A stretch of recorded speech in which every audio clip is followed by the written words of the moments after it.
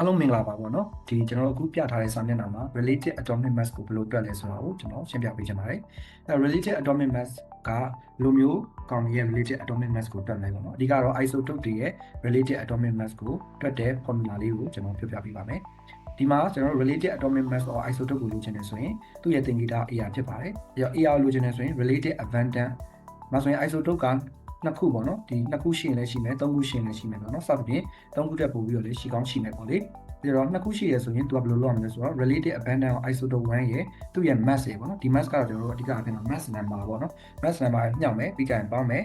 related abundant isotope 2ရဲ့ mass number ရဲ့ isotope 2ရဲ့ mass ကိုညှောက်မယ်စသဖြင့်ပေါ့နော် isotope 3တကယ်လို့ isotope 3ခုဖြစ်နေရင်လည်းပဲနောက်ထပ် related abundance mass နဲ့မြောက်ပြီးတော့100နဲ့ကျွန်တော်တို့စပေးရမှာပေါ့နော်ဒါက related atomic mass AR ကိုတွက်တဲ့ formula လေးဖြစ်ပါတယ်ဒီနေရာမှာတစ်ဆက်ထဲမှာပဲပေါ့နော်ဒီ AR ရဲ့ပုံစံကတော့ဒါ relative ဖြစ်တဲ့အတွက်ကြောင့်သူ့မှာတော့ကျွန်တော် unit မရှိဘူးပေါ့နော်ဒါပေမဲ့ဒီ GD science ရဲ့ပေါ့နော် ready made one တစ်ခုမှာသူကဘယ်လိုမေးသွားလဲဆိုတော့ weighted ပေါ့နော် weighted average mass ကိုမေးသွားပါတယ် weighted average mass ဆိုတာတကယ်တော့ related atomic mass ရဲ့သဘောတရားမှာလည်းအတူတူပါပဲပေါ့နော် related atomic mass နဲ့အတူတူပဲဒါပေမဲ့မတူတာကကျတော့ဒီ weighted average mass မှာကျွန်တော်တို့က unit ပါတယ်ပေါ့နော်ဒါပေမဲ့ related atomic mass မှာတော့as no unit ပေါ့နော် unit မရှိတာကိုကျွန်တော်တို့ကတွေ့ရတယ်ပေါ့နော်ဆိုတော့ကြာရင် ready မှာပါတယ်ပေါ့နော် GD science ready မှာပါတယ်